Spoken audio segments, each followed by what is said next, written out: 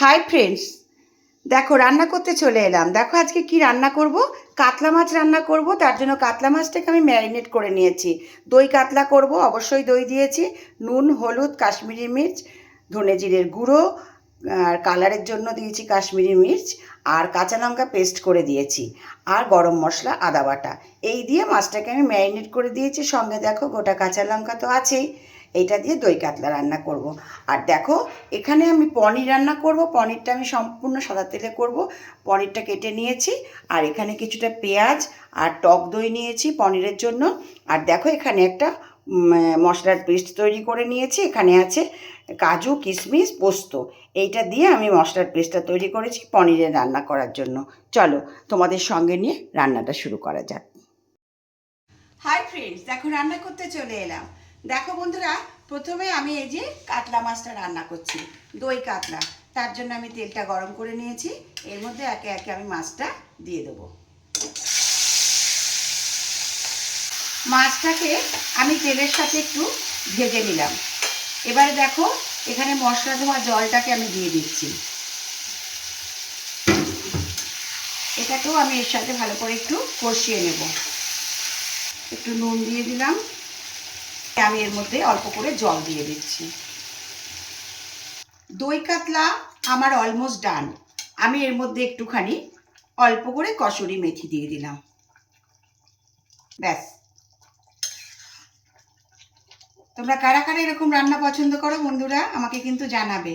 আমি এটাকে বাটিতে সার্ভ করে দেব। কেমন হয়েছে অবশ্যই তোমরা জানাবে। পনির রান্না করতে চলে এলাম।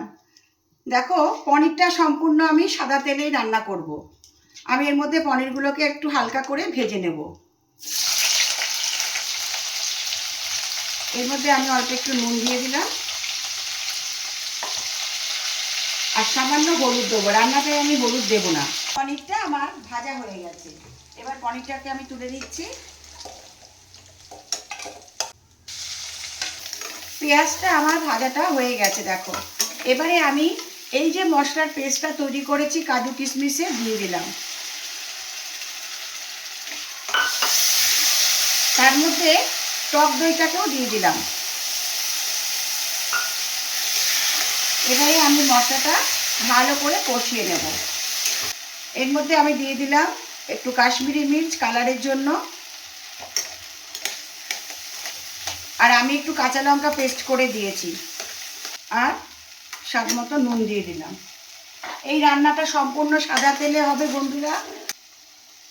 আর দিয়ে দিচ্ছি গরম মশলা। এই মিষ্টিটা তোমরা স্কিপ করে যাবে যদি পছন্দ না করো। আমি একটু মিষ্টি দিলাম। ব্যাস। এবারে মশলাটাকে ভালো করে কষিয়ে নেব। এর মধ্যে আমি এবার জলটা দিয়ে দিচ্ছি।